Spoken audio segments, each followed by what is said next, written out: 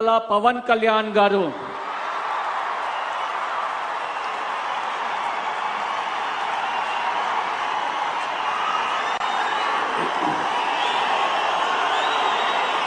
నేను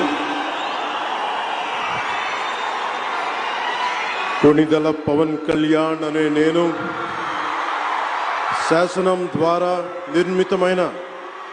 భారత రాజ్యాంగం పట్ల నిజమైన విశ్వాసం విధేయత చూపుతానని, భారతదేశ సార్వభౌమాధికారాన్ని సమగ్రతని కాపాడుతానని, ఆంధ్రప్రదేశ్ రాష్ట్ర మంత్రిగా నా కర్తవ్యాలను శ్రద్ధతో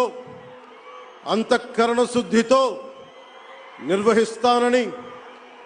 భయం గాని పక్షపాతం గాని రాగద్వేష